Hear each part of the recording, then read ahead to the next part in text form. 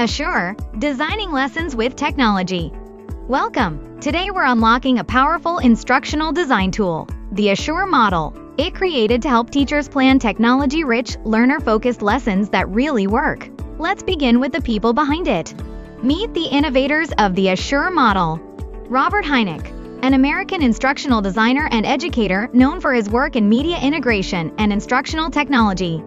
Michael Molenda, a specialist in instructional systems design who has focused on practical, classroom-ready models. James D. Russell, researcher and teacher who emphasized designing learning experiences with media and technology. Together with colleagues, they introduced the Assure model in 1999 as a systematic way to help teachers plan and deliver instruction that harnesses the power of technology and media effectively. The Assure model is an instructional design framework that uses the constructivist perspective, which integrates multimedia and technology to enhance the learning environment. Lefebvre 2006. It is also a step-by-step guide teachers use to create lessons that thoughtfully blend technology and materials with clear learning outcomes. It keeps learners at the center and makes sure every tool used enhances student understanding, not distracts from it. Assure is an acronym, 6 steps that help teachers plan, implement, and improve lessons. Let's walk through each step with real classroom tech examples. A. Analyze learners. Before teaching begins, a teacher must first understand the students. This is the first step in the Assure model. Analyze learners. Analyzing learners means looking closely at their skills, background, interests, and learning needs. If teachers skip this step, even the best lesson plans may not work. According to David Callison, 2002, knowing students' abilities at the start helps teachers adjust their teaching strategies. When teachers understand their learners, they can give better support and improve learning outcomes. In short, effective teaching begins with knowing who your students are. S. State the objectives. Every good lesson starts with clear goals. These goals are called learning objectives. Learning objectives explain what students will be able to do after the lesson. They focus on observable behavior, not just what students know, but what they can demonstrate. When objectives are specific and clear, students understand their tasks, and teachers can guide learning more effectively. Most learning objectives have 4 important parts. First, audience, who are the learners? Second, behavior, what should they be able to do? Third, condition, under what situation will they do it? And fourth, degree, how well should they perform? When these 4 parts are present, teaching becomes more focused, and learning becomes more meaningful. S. Select strategies, technology, media, and materials.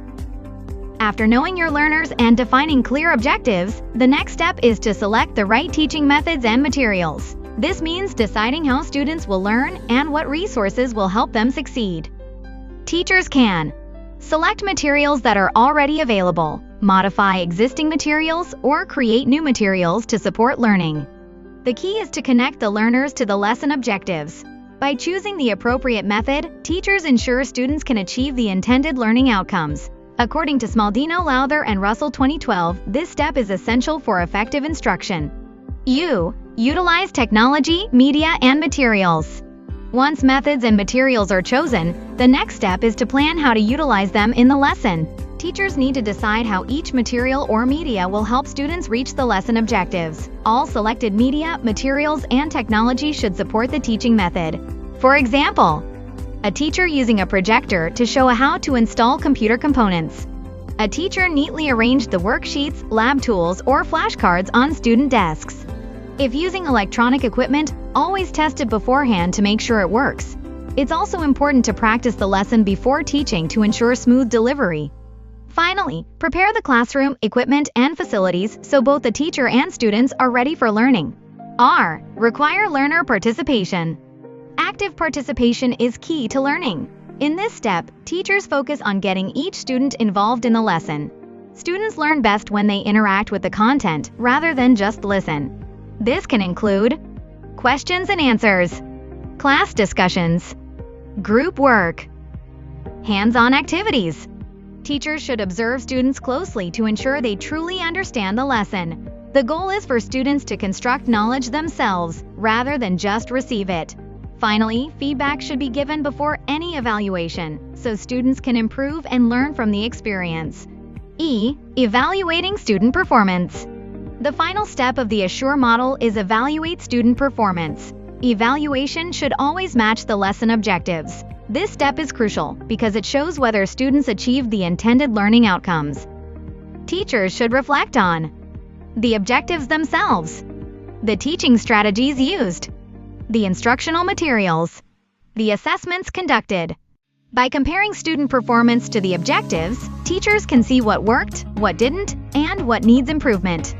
Conclusion: the Assure model isn't just a checklist, it's a roadmap for meaningful learning. By analyzing your learners, setting clear objectives, selecting the right technology, and actively engaging students, you turn every lesson into an experience they'll remember.